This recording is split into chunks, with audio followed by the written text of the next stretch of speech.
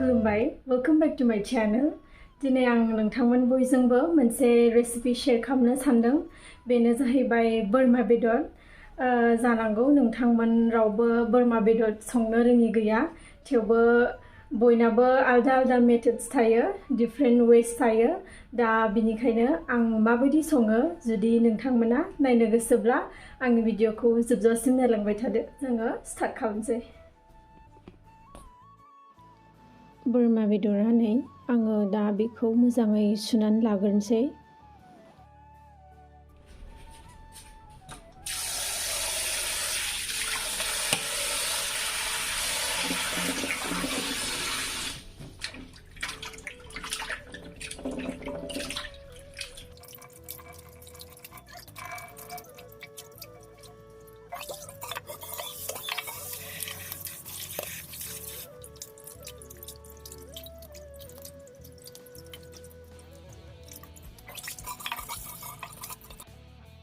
आङो बेदरखौ सुखांबाय नै, ओमफ्राय आङो मेरिनेट खालामग्रोगोन नालाय, दा बेनिखायनो आङो माखासे मस्लाफोरखौ देग्रोनानै लागोन आरो।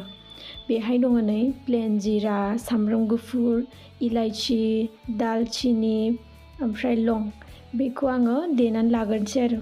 ग्राइन्डाराव होनायखौ आङो माने बांद्राय मोजां मोना, बेनिखायनो आङो गावनो आखाइजों देनानै होनो लुबैयो आरो। ओमफ्राय नै आङो बेदरखौ लगायनोसै, माने आखाइजों लगायनो एसे आलौवो ओमफ्राय बायो, बेनि थाखायनो आङो ग्लभ्स गानबा मोजां मोनो, कम्फर्टेबल। बेखायनो ग्लभ्सखौ गानदों आङो। ओमफ्राय नै दासो देनाय जिरा, सामब्राम गुफुर, हाइजें बेफोरखौ होबाय। ओमफ्राय नै कालारनि थाखाय बेखौ लाबाय आङो, काश्मीरी मिर्च पाउडार कालारबो, ओमफ्राय गोसा मोजां मोनो आं बेखौ। रेड चिली पाउडारनिफ्राय बेखौ मोजांसिन मोनो। ओमफ्राय नैबे मटन आरो बोरमानि मस्ला, ओमफ्राय बेनि उनाव होबाय जेनेरेल मिट मसाला, बे जेनेरेलखौ होबाय आं एसे।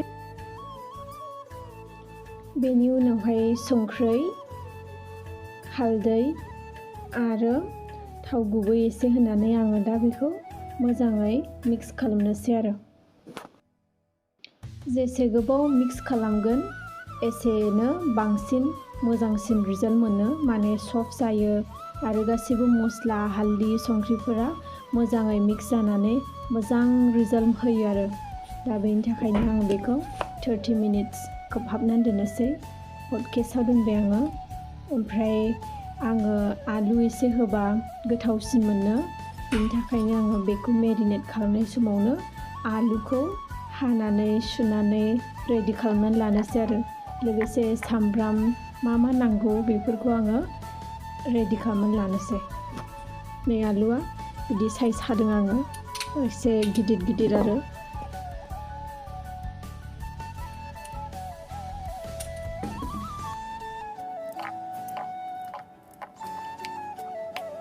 सामब्रामखौ मोननै लाबाय आङो, मोनसे मिडियाम साइज, मोनसे एसे गोरलै साइज आरो। ओमफ्राय नै आङो बे रेडि जासान्दियावनो मटर बाथोन खालामनोसै होननानै मटर बानायबाय आरो। बेयो मेरिनेट जानो एसे टाइम लागोन नालाय, ओंखायनो मटर बाथोन जानो लुबैनानै आङो मटरखौ एवनानै लानोसै आरो। नोंथांमोना नायलांबाय थादो आंनि भिडिअखौ, जोबजासिम मोजां मोनोबा जोबजासिम नायनानै होदो।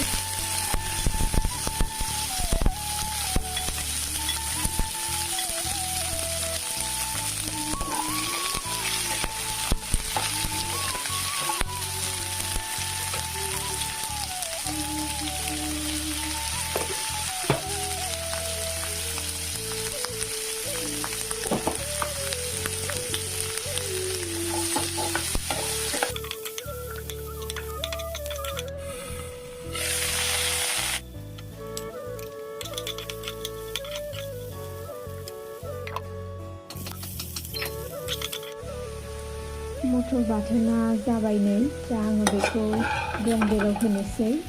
ओमफ्राय जुदि नोंथांमोनाबो आंबायदि मटर बाथोनखौ गोथाव मोनोबा कमेन्ट्सआव खोन्थाहरनो हागोन। दा आङो बोरमा बेदर संनायखौ स्टार्ट खालामनोसै। आंना गासैबो रेडि जाबाय नै, आलु, सामब्राम, तेजपात बिलाइ होगोन, ओमफ्राय मेरिनेट खालामनायाबो टाइम जाबायानो 30 मिनिट्स जाबाय।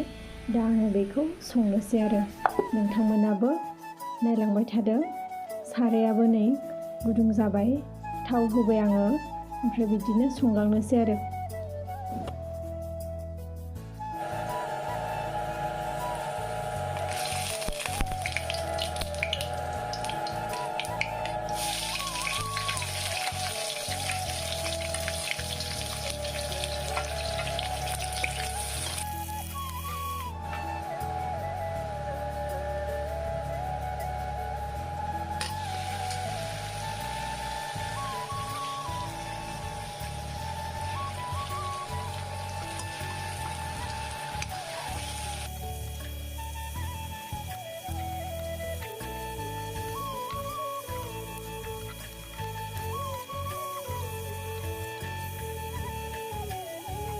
मिडियाम फ्लेमाव होनानै आङो खोबलाय एवलाय बिदि एवबाय, कालार एसे चेन्ज जासान्दि।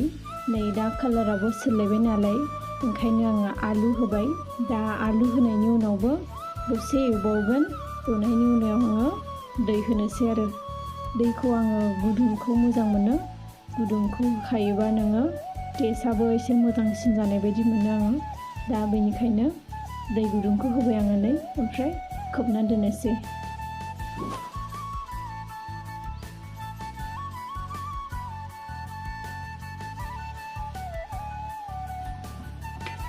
दसे गोबाव खोबनायनि उनावहाय नायबाय आङो, ओमफ्राय जाबायानो। ओमफ्राय मोनायाव लानाय नालाय भिडिअ'आ लाइटजों कालारखौ बांद्राय मोजां नुवाखै, खिन्थु आसलियाव जि मोजां कालार सिखांदों। ओमफ्राय बिराद मोजां जाबाय नै, दैयाबो रानखाबाय। एसे दसेनि उनावनो बेयो मोनसिगोन आरो नै। दुनिया एसे होनानै गार्निश खालामबाय आङो, ओमफ्राय दा बे जाबायानो आरो। आंनि दिनैनि बोरमा बेदरनि सिम्पोल रेसिपिया बेनोमोन। जुदि नोंथांमोना आंनि भिडिअ'खौ नायनानै मोजां मोनदोंब्ला लाइक, शेयार, साबस्क्राइब आरो कमेन्ट्स खालामदो। लोगोसे आसा खालामदों नोंथांमोन बयखौबो नेक्स्ट ब्लगाव लोगो मोनफिनगोन।